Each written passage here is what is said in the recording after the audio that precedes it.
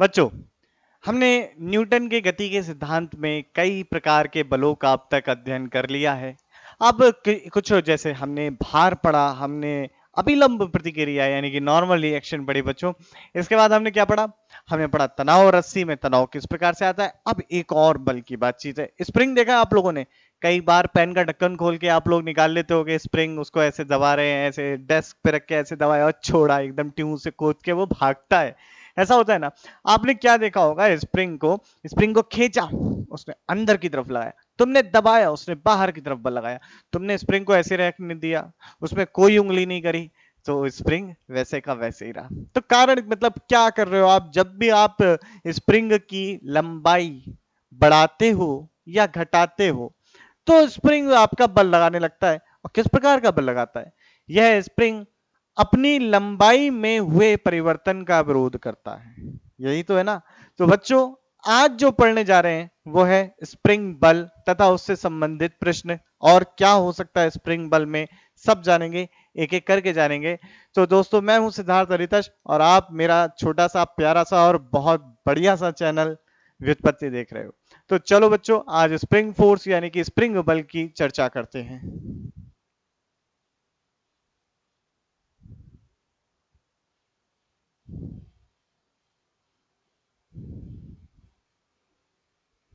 Heading डाल लीजिए, spring force.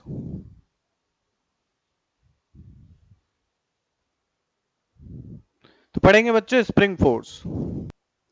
तो बच्चों देखते हैं कि क्या होता है। तो देखिए, मैं आपको दिखा रहा हूं बच्चों, ये है एक स्प्रिंग। ठीक है? एक स्प्रिंग को हम जो प्रदर्शित करते हैं चित्रात्मक तौर पर ऐसे प्रदर्शित कर देते हैं, या फिर कैसे प्रदर्शित कर देते हैं, ऐसे भी प्रदर्शित कर दिया जाता है कई बार स्प्रिंग। तो आपका क्या है? ये स्प्रिंग। तो जब भी कोई मैकेनिकल सिस्टम होगा यानी कि यांत्रिक निकाय होगा आपका, यांत्रिक निकाय में अगर हम इस तरीके से रिप्रेजेंट कर रहे हैं यानी कि इस तरीके का प्रतीक हम ले रहे हैं, तो ये प्रतीक बेटा आपके स्प्रिंग को प्रदर्शित करता है, स्प्रिंग को प्रदर्शित करता है। ठीक? ये मत मानिएगा कि ये इंडक्टर है, ठीक है, या फिर आपका ये रेजिस्टेंस है, ना तो ये प्रतिरोध है या ना ही ये प्रेरणात्मक प्रेरक क्वाइल है। ठीक है? तो ऐसा कुछ नहीं है। ये यांत्रिक निकाय जब भी कोई होगा और उसमें इस तरीके की चीजें दिखाई दे रही हैं आपको, तो समझ लेना स्प्रिंग की बात है। वैसे क्वेश्चंस में लिखा हुआ भी होता है। तो जब स्प्रिंग पे कोई बल नहीं लग रहा होता, तो स्प्रिंग की लंबाई में कोई भी परिवर्तन नहीं होता। और जो इस परिस्थिति में जब स्प्रिंग में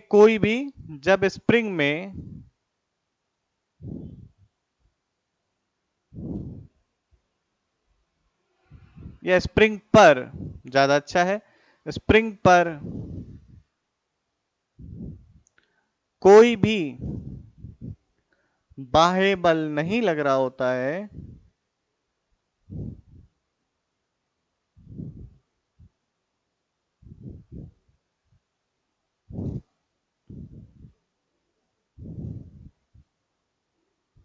तो स्प्रिंग अपनी वास्तविक लंबाई में होता है।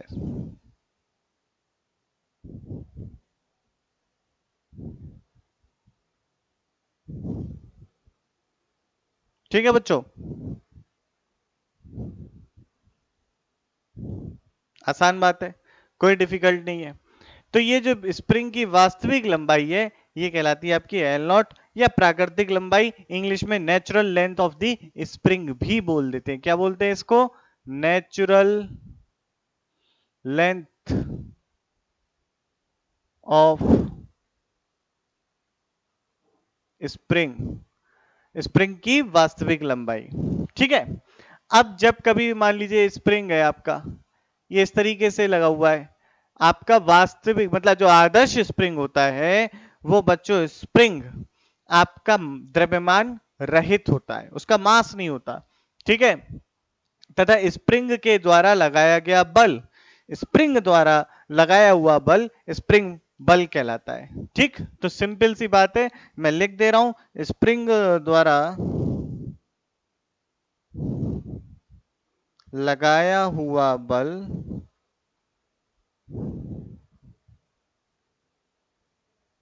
स्प्रिंग बल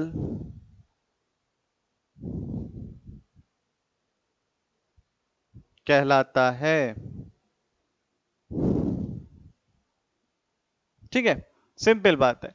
जब स्प्रिंग पे कोई बल मतलब नहीं लग रहा है, स्प्रिंग अपनी वास्तविक लंबाई में होगा। अब हमने क्या करा, स्प्रिंग को विस्तारित कर दिया, खींच दिया। तो ये मान लीजिए आपकी स्प्रिंग की वास्तविक लंबाई ये थी, हमने पकड़ के इसे खींच दिया। और कितना खींच दिया, एक्स से खींच दिया। ये स्प्रिंग पहली परिस्थिति में कैसा है, वास्तविक लंबाई।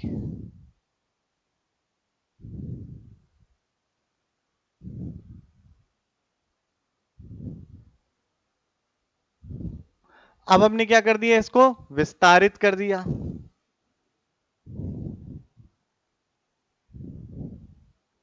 तो इसकी लंबाई हमने डेल्टा एक्स से बढ़ा दी। तो इसकी वास्तविक लंबाई मैंने कह दी बच्चों ये एल नॉट है। और अब इसकी जो लंबाई हो गई ये एल नॉट है, और इसकी अब जो लंबाई हो गई एल एफ हो गई। इसे एल आई कह दिया, एल आई जो कि एल नॉट के बराबर है। ठीक, तो स्प्रिंग की लंबाई में परिवर्तन हुआ। आगे देखो, आप देखो स्प्रिंग कहां पर लगाया, याद करो। स्प्रिंग को ऐसे खींचते थे, स्प्रिंग अंदर की तरफ बल लगाता था। उस समय स्प्रिंग कहता था अपनी मेरी लंबाई में परिवर्तन मत करो, वरना मैं बल लगा दूंगा। तो स्प्रिंग ने बल लगा दिया अंदर की तरफ। तुम जितना ज्यादा खींचोगे, जितना ज्यादा लंबाई में परिवर्तन करोगे, स्प्रिंग उतना ही ज्यादा बल लगाता है या नहीं है? करके देखना एक बार, ठीक है। तो अगर हम देखें स्प्रिंग की वास्तविक लंबाई में परिवर्तन, स्प्रिंग की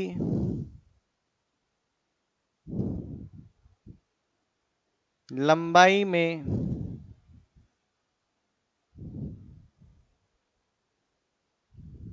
परिवर्तन डेल्टा एल, देखे बेटा, तो ये हो जाएगा L final minus L initial.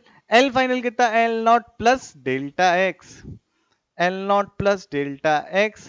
L initial कितना, एल नॉट। तो ये बेटा कितना हो गया ये आपका डेल्टा एक्स। तो स्प्रिंग की लंबाई में परिवर्तन कितना हुआ, डेल्टा एक्स। आसान बात है ना। अब देखो स्प्रिंग बल जो होता है, स्प्रिंग बल की दिशा हमेशा लंबाई में परिवर्तन हुए हो, जिस दिशा में लंबाई में परिवर्तन होता है उसकी विपरीत दिशा में होती है। आसान बात है ये भी। देखो इधर की तरफ हुई लंबाई में परिवर्तन, तो स्प्रिंग में जो बल आया अंदर की तरफ आया। तो स्प्रिंग बल की दिशा स्प्रिंग की लंबाई में हुए परिवर्तन की दिशा के विपरीत दिशा में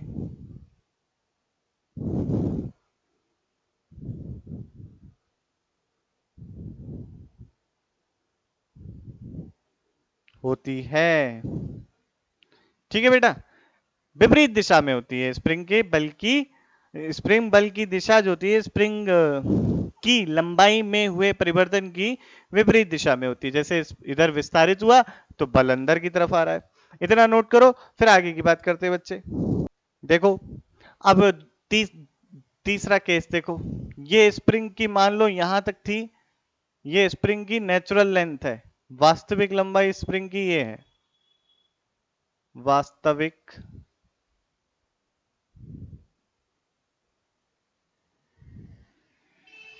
लंबाई ये है। हमने क्या करा, स्प्रिंग को संपीडित, क्या कर दिया, संपीडित कर दिया। तो स्प्रिंग कितने से संपीड़न हो गया, डेल्टा एक्स, जो कि कहां है, अंदर की तरफ। ये वास्तविक लंबाई थी एल नॉट। ये अब इसकी, ये जो है इनिशियल लेंथ जो है, इसकी प्रारंभिक लंबाई जो वास्तविक लंबाई थी वो इतनी है, ये रही बच्चों। और अब इस समय जो फाइनल इसकी लेंथ है, अंतिम लंबाई है स्प्रिंग की, वो कुछ हो गई, कितनी हो गई, L not minus delta X, L not minus delta x.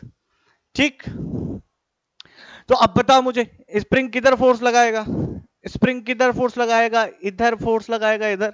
भाई आप स्प्रिंग की लंबाई को अगर बढ़ा रहे हैं बच्चों, तो स्प्रिंग मतलब घटा रहे हैं, तो यहां पे हो रहा है संपीड़न। और अगर संपीड़न हो रहा है तो स्प्रिंग बाहर की तरफ बल लगाएगा। ठीक है, तो इस बात को लिख लेते हैं बच्चों, ये हो रहा है संपीड़न, जिसे इंग्लिश में लिखते हैं कंप्रेशन। स्प्रिंग की लंबाई में परिवर्तन कितना हुआ बच्चों?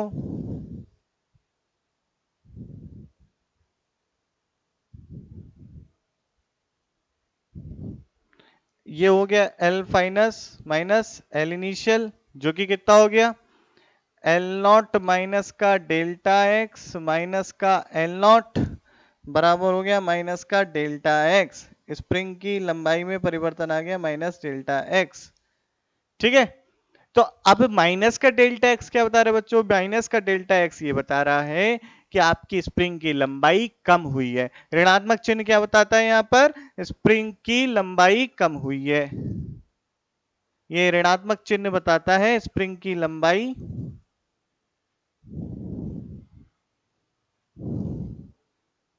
कम हुई है।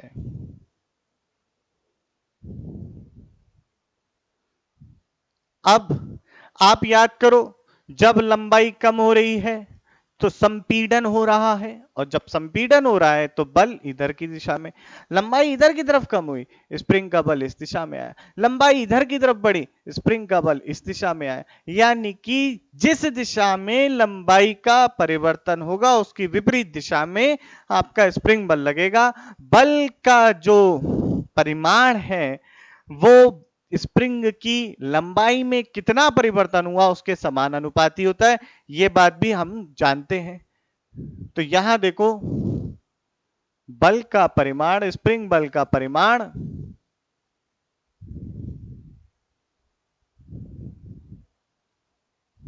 बेटे सारी बात लिखनी है, समानुपाती होता है लंबाई में हुए परिवर्तन के। स्प्रिंग की लंबाई में हुए परिवर्तन के। तो इन दोनों को, ये वाली बात और इन दोनों वाली बात को अगर मिला दूं तो यहां से लिखूंगा F इज प्रोपोर्शनल टू, समानुपाती है माइनस का डेल्टा एक्स के। ऋणात्मक चिन्ह क्यों लगाया? बल की दिशा विपरीत है लंबाई की परिवर्तन की दिशा के, इसलिए ऋणात्मक चिन्ह लगाया यार यहां पे। समझे बच्चों? तो अब जब हम समानुपाती का चिन्ह हटाते हैं तो लगाते हैं एक नियतांक, और ये नियतांक होता है के, जिसे हम कहते हैं स्प्रिंग नियतांक। क्या कहते हैं? स्प्रिंग नियतांक, या इंग्लिश में बोलते हैं स्प्रिंग कांस्टेंट। तो बच्चों आप इतना लिखिए, ये सारी बात ये हुक के नियम से लिखा है मैंने। किसके नियम से? हुक के नियम से।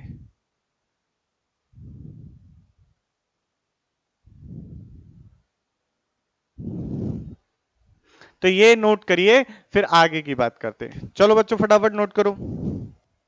तो बच्चों अभी हमने पढ़ा था स्प्रिंग बल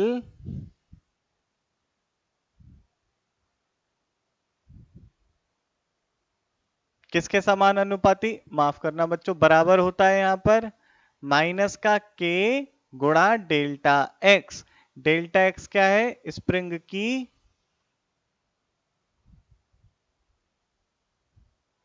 वास्तविक लंबाई में परिवर्तन। बेटा सब सीखना है, देखो ये सब आपकी किताब में हो या ना हो, जो मैं बता रहा हूं ये सब आता है कंपटीशन में। किताब में हो या ना हो, पढ़ना सब है बेटे। ठीक, ये हो गया आपका। अब देखो, अगर मैं कहूं कि आपको ग्राफ पूछ ले कि स्प्रिंग बल तथा लंबाई में, स्प्रिंग की लंबाई में हुए परिवर्तन के बीच में ग्राफ बनाए, तो कैसा ग्राफ बनेगा? देखो ये एक ऋणात्मक चिन्ह है, तो जब आपका x, डेल्टा एक्स जीरो होगा तो बल जीरो होगा। जब डेल्टा एक्स पॉजिटिव होगा बल आपका ऋणात्मक हो जाएगा, जब डेल्टा एक्स धनात्मक होगा तो बल ऋणात्मक होगा। और एक सरल रेखा को ये बताएगा, तो वह सरल रेखा मूल बिंदु से गुजरेगी और उसका स्लोप ऋणात्मक होगा। और ये स्लोप जो होता है ये आपका स्प्रिंग कांस्टेंट होता है। ये स्लोप जो होता है इसका, ये क्या होता है बच्चों, स्प्रिंग कांस्टेंट। तो आपका ये ग्राफ बन गया इस तरीके से। इस सरल रेखा की जो प्रवणता है, यानी कि स्लोप ऑफ द लाइन,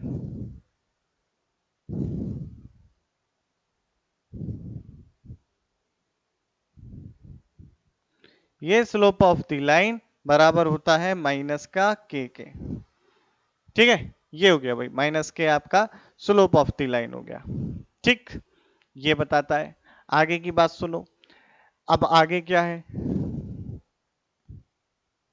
ये रेखा आपके कुछ मान लो धनात्मक ये एक्स अक्ष से जो है मान लो थीटा कोण बना रही है, तो टेन थीटा आपका जो है एम बताएगा स्लोप ऑफ द लाइन, यानी कि के माइनस के को बताएगा टेन थीटा भाई। ठीक है, टेन थीटा किसको बताएगा, माइनस के। तो मैं लिख दे रहा हूं यहां पर टेन थीटा बताएगा माइनस के को। आसान बातें हैं बच्चे, नोट करते जाइए। तो अब हमें समझ में आया कि यदि हम किसी स्प्रिंग को दबाते हैं तो उस पर बल किस प्रकार लगता है और बल की दिशा क्या होती है, दोनों बातें हो गई। ठीक, आगे की बात करते हैं बच्चों। कुछ और इंटरेस्टिंग पॉइंट है स्प्रिंग से जुड़े हुए जिनके ऊपर सवाल पूछे जाते हैं, और ये सवाल आपकी नीट, आईआईटी और आपके बोर्ड परीक्षाओं में, चाहे किशोर वैज्ञानिक की परीक्षा हो, चाहे किसी प्रकार की आप भौतिकी से जुड़ी परीक्षा दे रहे हैं, सवाल बन सकता है। तो इसलिए पहले इन्हें नोट कर लो, उसके आगे डिस्कस करते हैं। अब बच्चों स्प्रिंग नियतांक क्या होता है, स्प्रिंग नियतांक के बारे में कुछ चर्चा कर लेते हैं। स्प्रिंग नियतांक,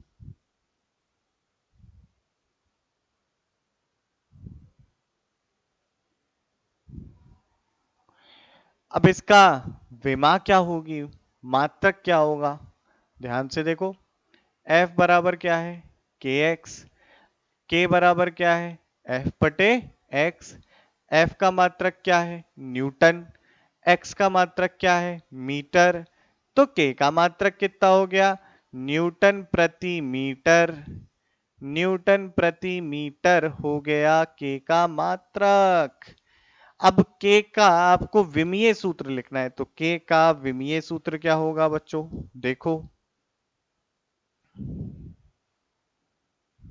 तो K का विमीय सूत्र, K बल का विमीय सूत्र mlt माइनस टू, याद होने चाहिए बच्चों। और आपके लंबाई का L, तो ये हो गया mt माइनस का 2, ये होगा K का विमीय सूत्र। तो ये दोनों बातें हो गई। अब हमने स्प्रिंग नियतांक के विषय में लगभग लगभग सारी बातें कर ली हैं। अब देखते हैं, मान लो आपके पास दो स्प्रिंग है, ये दोनों आपने श्रेणी क्रम में लगा दिए। अब जैसे आपने रेजिस्टेंस या प्रतिरोध वाले प्रश्न करे होंगे, यदि दो प्रतिरोध आपके समांतर क्रम में है या श्रेणी क्रम में है, तो ऐसे प्रतिरोधों का तुल्य प्रतिरोध क्या होगा। इसी तरीके से स्प्रिंग के भी होते हैं।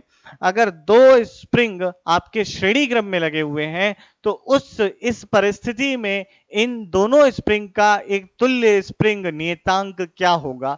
तो इस प्रकार के सवाल भी आ जाते हैं। बेसिक समस्याएं हैं, मतलब बेसिक प्रॉब्लम है आपकी, ये मूलभूत गणनाएं की बातचीत है यहाँ पर। तो बच्चों हम इसको देखेंगे जिसे कहते हैं स्प्रिंगों का संयोजन। ठीक, तो देखते हैं। और जो देखें भाई, कॉम्बिनेशन ऑफ स्प्रिंग यानी कि स्प्रिंगों का संयोजन, सबसे पहला जो इसमें आता है वो है श्रेणी क्रम। क्या देखना चाहते हैं, क्या चीज समझनी है, ध्यान से समझिएगा कि भाई अगर स्प्रिंग आपके श्रेणी क्रम में लगे हुए हैं तो देखिए कैसे होंगे। ये इस तरीके से एक स्प्रिंग हो गया जिसका स्प्रिंग कांस्टेंट यानी कि स्प्रिंग नियतांक K1 है, और दूसरा स्प्रिंग हो गया इसका स्प्रिंग नियतांक K2 है, और यहां से आपका एक ब्लॉक लगा हुआ है और इस ब्लॉक का मास m है। ठीक है, एक स्प्रिंग, दो स्प्रिंग कैसे लगे हुए हैं सारे बच्चों, ये बच्चे लगे हुए हैं श्रेणी क्रम में। अब ध्यान से समझो, अगर मैंने इस ब्लॉक को इधर की तरफ दबाया तो इस स्प्रिंग की लंबाई में कुछ परिवर्तन होगा।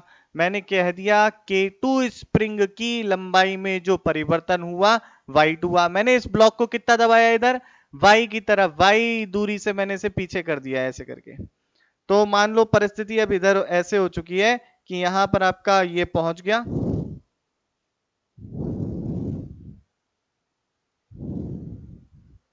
ठीक, और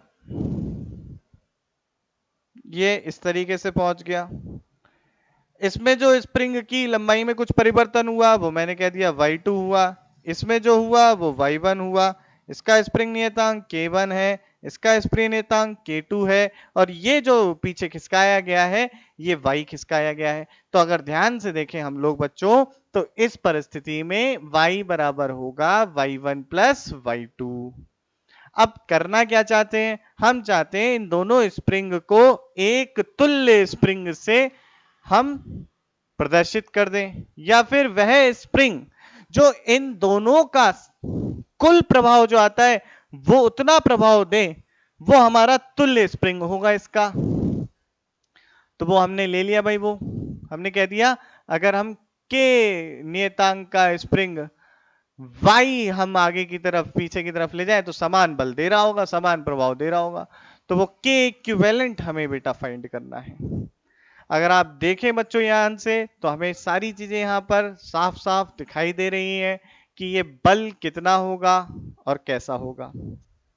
तो अगर बच्चों देखो, ये अंदर दबा, ये स्प्रिंग F1 फोर्स बाहर की तरफ लगा रहा है ऐसे करके, ये वाला भी अंदर दबा, ये कैसे फोर्स लगाएगा, ऐसे करके बाहर की तरफ फोर्स लगाएगा। तो इसका F2, इसका F2। अब ये F2 बराबर है, मैंने कह दिया ये F2 किसके बराबर हो, ये F2 जब इस स्प्रिंग को मैं y से दबाऊं तो इतना ही बल लगाए ना, तो ये F2 F के बराबर होना चाहिए। ध्यान से देखो, ये F2 किसके बराबर होना चाहिए, F के बराबर होना चाहिए। क्या बात सारी क्लियर, देख लो एक बार बढ़िया से। हो क्या रहा है यहां पर कि इस स्प्रिंग में y1 परिवर्तन हुआ, इसने F1 इधर की तरफ बल लगाया, इसमें y2 परिवर्तन हुआ, इसने F2 इधर की तरफ बल लगाया। अब ये F2 बल लगा यहाँ पे ब्लॉक पे, जब इस ब्लॉक को y से विस्थापित किया गया। अब अगर इस ब्लॉक को तुल्य जो आपका स्प्रिंग लगा है और उससे जुड़े ब्लॉक को y विस्थापित करें, तो इस पे जो बल लग रहा हो F, जो ये बल लगा रहा हो F, वो F2 के बराबर होना चाहिए। तो भाई हमने लिख दिया F बराबर F1 बराबर F2।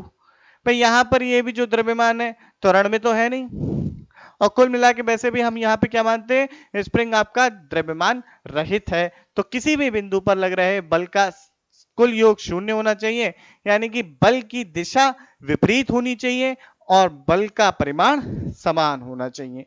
तो ये बात बच्चों हमें यहाँ पर समझ में आती है, F बराबर F1 बराबर F2। तो देखो आगे देखो क्या होगा, F1 बराबर क्या है बेटा आपका K1 Y1, F2 बराबर क्या है बेटा आपका K2 Y2। ठीक, ये बात क्लियर है। अब आप ध्यान से देखें भाई, y1 बराबर क्या लिख सकते हैं, y1 बराबर लिख सकते हैं F1 बाई K1। यहां से y2 बराबर क्या लिख सकते हैं, y2 बराबर लिख सकते हैं F2 बाई K2। y1 और y2 की वैल्यू रख दी, और वहां से देखो हम F बराबर क्या लिख सकते हैं, F बराबर K इक्विवेलेंट y, और y बराबर F विभाजित हो गया आपका K इक्विवेलेंट से, तो हम y का मान भी लिख सकते हैं, हमने रख दिया। तो ये हो गया F equivalent divided by K, या F डिवाइडेड बाई आपका K इक्विवेलेंट, ये क्या है y1 है, y है, ये क्या है बच्चों y है। अब y1 की वैल्यू क्या रखेंगे, F1 बाई K1, फिर y2 की वैल्यू क्या रखेंगे, F2 बाई K2। यही करा ना, ध्यान से देखो, y की जगह रख दिया ये, y1 की जगह रख दिया ये, और y2 की जगह ये रख दिया। अब ये F समीकरण 2 से क्या हमने देखा, समीकरण 2 से बच्चों लिख सकते हैं F बराबर F1 F2 F3 F is equal to F1 F2। तो यहां पर हो गया बेटा 1/k इक्विवेलेंट बराबर 1/k1 प्लस 1/k2। यानी कि अगर आपके दो स्प्रिंग आपके किस में है, ये सीरीज कॉम्बिनेशन, सीरीज कॉम्बिनेशन, यानी कि आपके श्रेणी क्रम में जुड़े हुए हैं। तो ऐसी परिस्थिति में बच्चों इनका जो कुल तुल्य स्प्रिंग नियतांक होता है वो स्प्रिंग नियतांक बराबर होता है 1/k इक्विवेलेंट बराबर 1/k1 1/k2। तो इसे नोट कर लो, फिर आगे की बात करते हैं। तो बच्चों अभी हमने पढ़ा यदि दो स्प्रिंग हमारे किसमें हो, श्रेणी क्रम में हो, तो ऐसी परिस्थिति में जो तुल्य स्प्रिंग का स्प्रिंग नियतांक आता है वो बराबर होता है 1/k इक्विवेलेंट बराबर 1/k1 प्लस 1/k2 के। बात क्लियर? अब n स्प्रिंग ऐसे ही श्रेणी क्रम में लगे हुए होते, तो n स्प्रिंग अगर आपके श्रेणी क्रम में लगे हैं उस परिस्थिति में 1/k equivalent 1/k1 plus 1/k2 plus 1/k3 1/kn। यदि यदि आपके सारे स्प्रिंगों का स्प्रिंग नियतांक बराबर हो तो हम कह दे रहे हैं k1 बराबर है आपका k2 के, k3 के, k4 के, kn के। तो ऐसी परिस्थिति में 1/k इक्विवेलेंट मैंने कह दिया ये बराबर मान लो k है, तो लिखेंगे 1/k plus 1/k plus 1/k 1/k n by k equivalent बराबर आ जाएगा k बाई n, और ये आपका हो जाएगा आंसर। आगे की बात करते हैं बच्चों, यदि हमारे स्प्रिंग समांतर क्रम में हो। अब बच्चों देखते हैं समांतर क्रम स्प्रिंगों का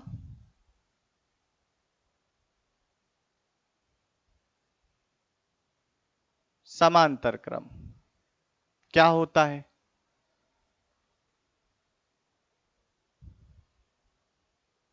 देखो जब आपके स्प्रिंग एक दूसरे के समांतर जुड़े हुए हों तो इस परिस्थिति में आपका हम एक ऐसा स्प्रिंग लगाना चाहते हैं जो उन दोनों का तुल्य प्रभाव दे, तो ऐसे स्प्रिंग का स्प्रिंग नियतांक तुल्य स्प्रिंग नियतांक कहलाता है।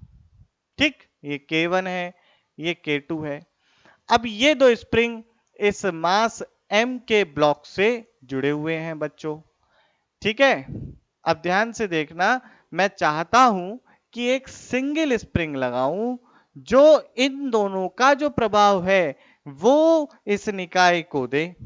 तो क्या करा है मैंने, इसको जो है कुछ y दूरी से पीछे की तरफ विस्थापित कर दिया है। तो जब मैंने इसको y दूरी से बच्चों विस्थापित किया है तो यहां आ गया ये आपका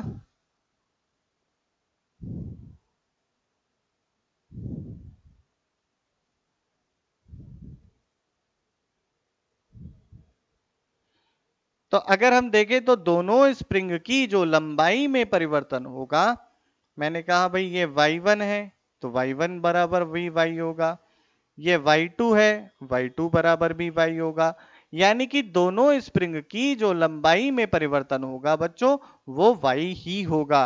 अब ये स्प्रिंग जो है F1 बल लगाता है, यह स्प्रिंग F2 बल लगाता है।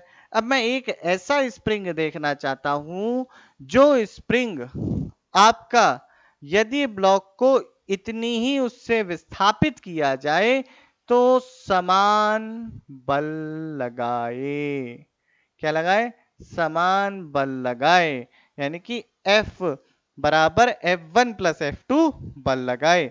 एक सिंगल स्प्रिंग, तो गलती से बन गया बच्चों एक सिंगल एक एकल स्प्रिंग की जिसका स्प्रिंग नियतांक के इक्विवेलेंट है तो वो समान बल लगाए। ठीक है, तो ये हम करना चाहते हैं। कैसे करें बच्चों, किस तरीके से किया जा सकता है ये सोचो। बहुत आसान है। अभी देखो जो कुल बल लग रहा है F बराबर है F1 प्लस F2 के। ठीक, ये F बराबर क्या होगा, के इक्विवेलेंट गुणा y के। F1 बराबर कितना है, k1 y के, भाई y विस्थापन हुआ है बिल्कुल सही। आपका F2 बराबर कितना है, k2 y के। इसे मैंने कहा समीकरण 1, 2, 3, ये समीकरण संख्या 4, और समीकरण 1, 2, 3 का मान समीकरण 4 में रख दिया। तो देखो क्या बना, के इक्विवेलेंट y बराबर k1y प्लस k2y। अब y जो है वो कट गया और k इक्विवेलेंट बराबर आ गया k1 प्लस k2 के। यदि n स्प्रिंग,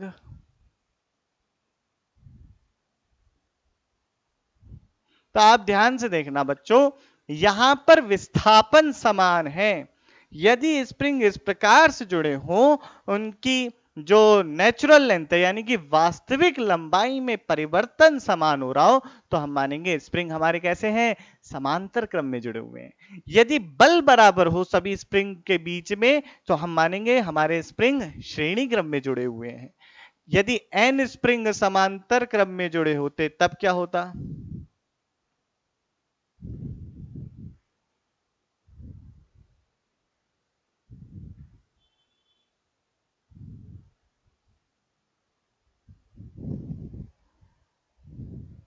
तो बच्चों, ऐसी परिस्थिति में जब हमारे n स्प्रिंग समांतर क्रम में जुड़े हैं, तो k इक्विवेलेंट बराबर हो जाता है k1 plus k2 plus k3 plus k4 kn तक।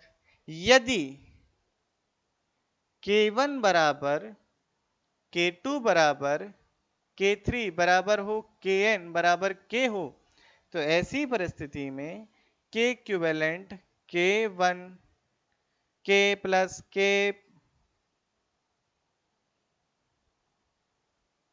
प्लस के, तो k इक्विवेलेंट बराबर होता है n गुणा k। ठीक, इसे बच्चों फटाफट नोट कर लो, फिर एक और प्रकार का समांतर क्रम देखेंगे। देखो एक और प्रकार का, मान लो एक दीवार यहां, एक दीवार यहां, ये स्प्रिंग ऐसे लगा है, ये स्प्रिंग ऐसे लगा है, इसका स्प्रिंग नियतांक k1, इसका स्प्रिंग नियतांक k2। अब क्या करा, इस ब्लॉक को y से विस्थापित कर दिया। ठीक है, इस ब्लॉक को यहां से जो है मैं मानता हूं y से विस्थापित कर दिया। तब क्या होगा, आपका ये वाला स्प्रिंग तो थोड़ा खिंच जाएगा, और आप देखें ये वाला जो आपका स्प्रिंग है दब जाएगा। ये जितना खिंचेगा ये उतना दबेगा।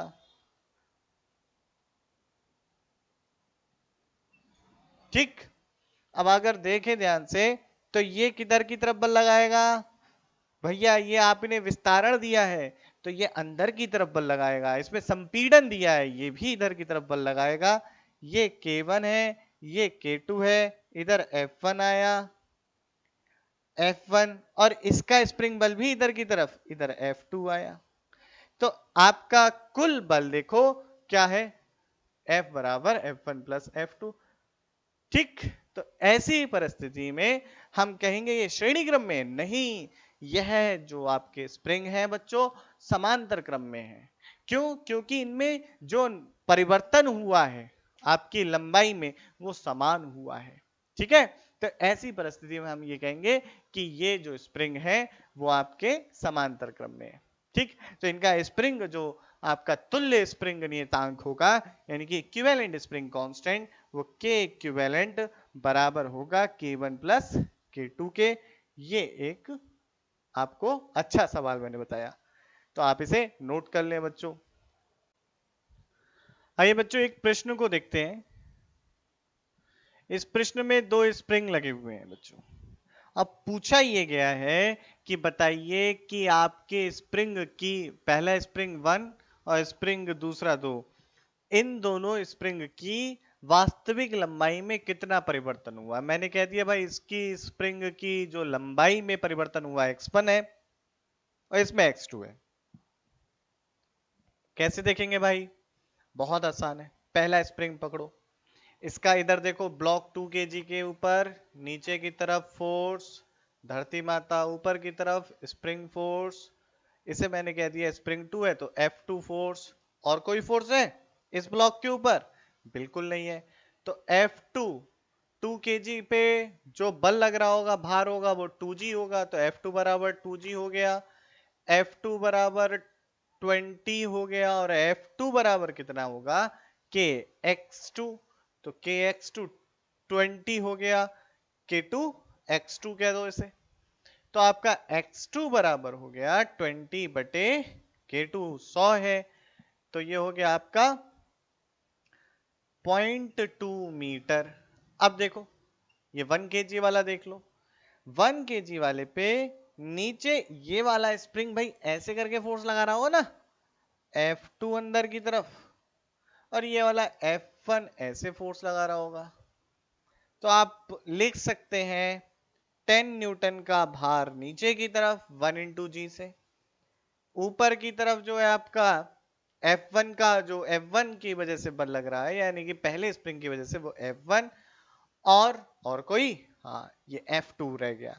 F2 कितना लग रहा था, 20 का, तो 20 नीचे। तो F1 बराबर कितना हो गया, 30 न्यूटन। F1 पहले स्प्रिंग द्वारा लगाया हुआ बल है, तो मैंने कह दिया भाई ये K1, X1 बराबर 30 न्यूटन, X1 बराबर 30 बटे 100, ये हो गया 0.3 मीटर। तो x1 बराबर हो गया 0.3 मीटर, और ये प्रश्न भी हल हो गया। एक और प्रश्न देखते हैं बच्चों। तो देखो बच्चों, ये आपके सामने एक प्रश्न है, गृह निकाय से संबंधित प्रश्न है। इसको हल करके मुझे निकालना है इस निकाय का त्वरण क्या होगा, इस स्प्रिंग की लंबाई में परिवर्तन क्या रहा होगा। इसका स्प्रिंग नियतांक हमको दिया है 50 न्यूटन प्रति मीटर। तो अब इस प्रकार के प्रश्न करने के लिए आपको बार बार एफबीडी बनाने की जरूरत नहीं है। उन बलों को ध्यान करो, उन बाह्य बलों को। मैंने सिस्टम में ये माना है, ये आपका ये, बाकी जितनी भी चीजें सिस्टम के बाहर की चीजें हैं, यानी कि गुरुत्व के कारण लग रहा बल हमारा बाह्य बल होगा। तो वह बाह्य बल जो सिस्टम को चला रहा है, देखो जितना ये चलेगा उतना ये चलेगा और उतना ये चलेगा, ठीक है। तो यहां से जो चल रहा होगा, क्योंकि सब एक समान उससे चल रहे होंगे, तो इसका एक्सेलेरेशन ए, इसका भी एक्सेलेरेशन ए, इसका भी एक्सेलेरेशन ए मान लिया बच्चों। मैंने ये मान लिया, यहां पर कोई ऑसिलेशन नहीं हो रहा है, ठीक है, कोई आवर्त गति नहीं हो रही है, ठीक। तो आगे की बात देखो, वह बल जो इस निकाय को चलाने के लिए कारक है, वो कितना हो गया, एक तो 20 न्यूटन, 30 न्यूटन, इन दोनों का भार, तो उसको लिख लो 20 प्लस 30। कुल द्रव्यमान निकाय का 1, 2 और ये 3, तो ये हो गया 6। ये हो जाएगा त्वरण। देखो आसानी से लिख सकते हो अगर तुम्हें ट्रिक समझ में आई, पहले बहुत डिस्कस कर चुका हूं। वह बल देखो जो निकाय को चलाने के लिए, वह बाह्य बल जो निकाय को चलाने के लिए, जो निकाय को चलाने के लिए जिसका कारण है, जो निकाय को चला रहा है, वह बल देखो। तो ये इन दोनों का भार हो गया, कुल द्रव्यमान, तो 50 बटे 6 आप मीटर प्रति सेकंड स्क्वायर त्वरण हो जाएगा इसका। अब देखो आप देखना चाहते हो रस्सी में तनाव कितना है, तो रस्सी में तनाव देखने के लिए ब्लॉक ए को देखो, इस पे टेंशन इधर लग रहा है और नॉर्मल रिएक्शन इधर, इसका वेट 10 न्यूटन का नीचे की तरफ और त्वरण ए इस दिशा में। तो यहां से लिख सकते हो T बराबर एम ए। टी, एम का मान कितना है 1 kg, ए का मान कितना है 50 बटे 6, जिसको क्या लिख सकते हो 25 बटे 3। तो 25 बटे 3 न्यूटन का बल रस्सी में तनाव है। आगे की बात करते हैं। आगे की बात क्या है, स्प्रिंग में कितना, स्प्रिंग बल कितना लग रहा है और स्प्रिंग की लंबाई में परिवर्तन कितना है। तो मैंने कह दिया एफ स्प्रिंग ऊपर की तरफ लग रहा है। 3 kg ब्लॉक का फ्री बॉडी डायग्राम देखते हैं बच्चों। तो एफ स्प्रिंग तो ऊपर की तरफ, 30 न्यूटन का बल नीचे की तरफ, और कुछ है, बस इतना ही है, त्वरण नीचे की तरफ। तो यहां से लिख सकते हैं 30 माइनस का एफ एस बराबर 3 गुणा ए, 30 माइनस का एफ एस 3 गुणा 25 बटे 3, तो 3 से 3 गया, एफ एस बराबर आ गया 30 माइनस का 25, जो कि आ जाता है 5। तो स्प्रिंग बल बराबर किसके होता है, के एक्स के बराबर 5, और आपका के कितना है 50 एक्स बराबर 5। तो एक्स बराबर हो गया आपका 1/10, 1/10 मीटर, या हम कह सकते हैं 10 सेंटीमीटर। ठीक, तो इतना इसकी वास्तविक लंबाई में परिवर्तन होता है। तो देखो बच्चों, स्प्रिंग बल के ऊपर मैंने बेस्ड सारी बातें कर ली आप लोगों के साथ। अब एक बातचीत रह जाती है, यदि हम स्प्रिंग को काट दें, एक स्प्रिंग है मेरे पास और उसको मैं काट दूं, तो काट कर मेरे पास दो स्प्रिंग बन जाएंगे। उन दोनों स्प्रिंग के स्प्रिंग नियतांक क्या होंगे यदि एक स्प्रिंग को हम दो स्प्रिंग में बदल दे रहे हैं? तो ये वाले अब हम कंसेप्ट को समझेंगे, क्वेश्चंस इस पे हो गए। एक ये कंसेप्ट रह जाता है, फिर मेरी तरफ से आपका स्प्रिंग बल के विषय में सारी चर्चा खत्म हो जाएगी। फिर अगले कार्य, ऊर्जा तथा सामर्थ्य वाले अध्याय के अंदर हम बच्चों पढ़ेंगे कि किस प्रकार से हम स्प्रिंग में संचित ऊर्जा की गणना करते हैं। ठीक है, एनर्जी स्टोर्ड बाय स्प्रिंग, और साथ ही साथ किस प्रकार से स्प्रिंग बल द्वारा किए गए कार्य की गणना करते हैं। तो अब इस सवाल को उतार लो, फिर स्प्रिंगों के कटान को देखते हैं। ठीक, उतार लो इसे। अब बच्चों स्प्रिंगों का कटान देखते हैं, यानी कि कटिंग ऑफ स्प्रिंग देखते हैं, स्प्रिंग्स देखते हैं। मान लीजिए आपके पास एक स्प्रिंग है, ध्यान से देखिएगा बच्चों, एक स्प्रिंग है इस तरीके से। आप इस स्प्रिंग को काट दिया, मान लीजिए इसका स्प्रिंग नियतांक K है। ठीक है, इसको काट दिया तो इसके क्या बनेंगे? दो स्प्रिंग बनेंगे। ये आपका K1 स्प्रिंग हो गया। अब काटा इस तरीके से है कि अगर कुल लंबाई L थी तो ये वाली लंबाई L1 तथा ये वाली लंबाई L2 है। तो ये एक स्प्रिंग बना जिसकी लंबाई L1 है और इसका स्प्रिंग नियतांक K1 है। दूसरा स्प्रिंग बना, इसकी लंबाई L2 है और इसका स्प्रिंग नियतांक K2 है। तो अब आपसे पूछा जाता है कि यदि आपको K दिया है और लंबाइयां दी हैं तो आप ज्ञात करें कि इसका स्प्रिंग नियतांक क्या होगा, इसका स्प्रिंग नियतांक क्या होगा। बहुत आसान है इस प्रकार के। एक बात ध्यान रखिएगा, यदि समान आपका ये मटेरियल यानी कि इसकी जो धातु है, जिस धातु से ये बना है वो समान है, दोनों की, तीनों की समान है, तो ऐसी परिस्थिति में जो स्प्रिंग जितना छोटा होगा, जो स्प्रिंग की लंबाई जितनी छोटी होगी उतना ज्यादा उसका स्प्रिंग नियतांक होगा। या हम ये कह सकते हैं K गुणा L एक नियतांक होता है, K गुणा L एक नियतांक होता है।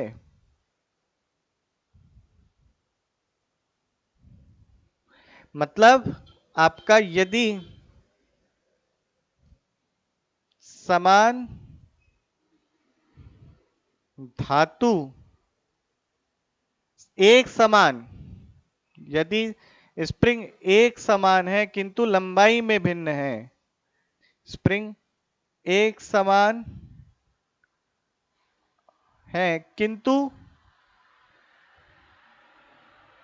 एक समान मतलब समान धातु, समान उसका जो आपकी अनुप्रस्थ काट का क्षेत्रफल है वो है, सब समान है किंतु लंबाई में भिन्न है,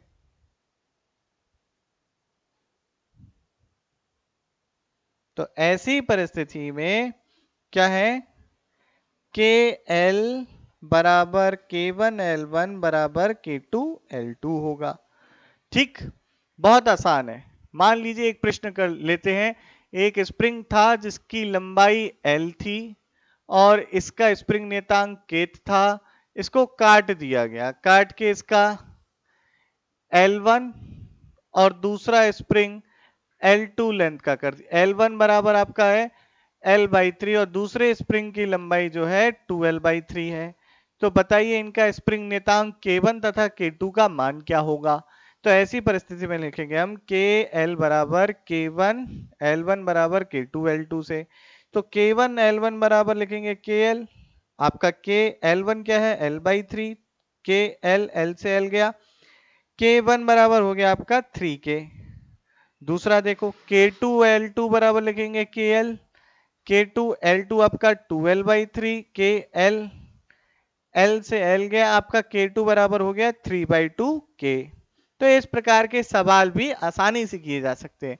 अब देखो स्प्रिंग में जितनी भी बातें थी बच्चों मैंने आप लोगों से कर ली। यहां पर अपना स्प्रिंग होता है समाप्त। स्प्रिंग से संबंधित बहुत सारे प्रश्नों को देखेंगे जो अति महत्वपूर्ण है, वो भी अगले हम लेक्चर में। अभी के लिए बच्चों इतना ही चलता हूं मैं। मेहनत करो आप। अभी के लिए इतना ही है। जय हिंद।